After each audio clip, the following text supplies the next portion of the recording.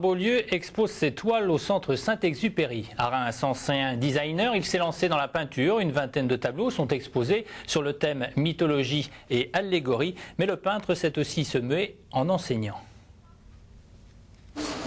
Après des études scientifiques et artistiques, Gérard Beaulieu commence sa vie professionnelle par une carrière de designer. Et puis, à la fin des années 80, il décide d'abandonner le design pour se consacrer uniquement à la peinture à travers deux activités. D'un côté, il enseigne les techniques du dessin et de la peinture à des gens qui viennent soit pour leur plaisir personnel, soit pour se perfectionner. Et comme en même temps, il est centre de formation agréé, il accueille des stagiaires en formation professionnelle. Il me paraît important pour un artiste d'avoir une stabilité financière, ce qui n'est pas toujours évident quand on fait de la peinture, parce que finalement, il y a les aléas des ventes au cours des expositions. Et puis, il y a aussi, ça me paraît important, le plaisir de transmettre un savoir, de communiquer avec des gens de tous les âges.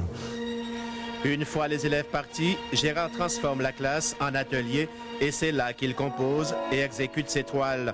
Mais la démarche de l'artiste est tout à fait particulière. Elle s'inscrit dans un mouvement artistique qui mélange modernité et qualité technique du passé.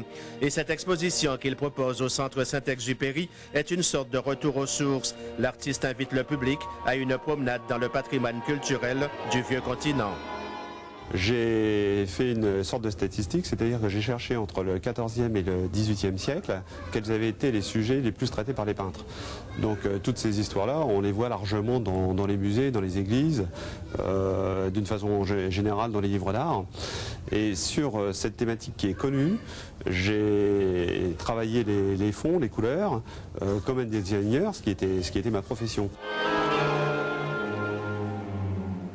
Je m'inspire beaucoup de la Renaissance italienne. À cette époque-là, la peinture était très colorée. Donc j'ai pensé que c'était bien de revenir à travers la thématique à des images très colorées. Dans cette exposition, mythologie et allégorie font bon ménage, puisque l'on retrouve toutes les histoires et les légendes d'un passé qui se veut présent, mais ô combien transformé. Ainsi s'achève cette édition. Dans quelques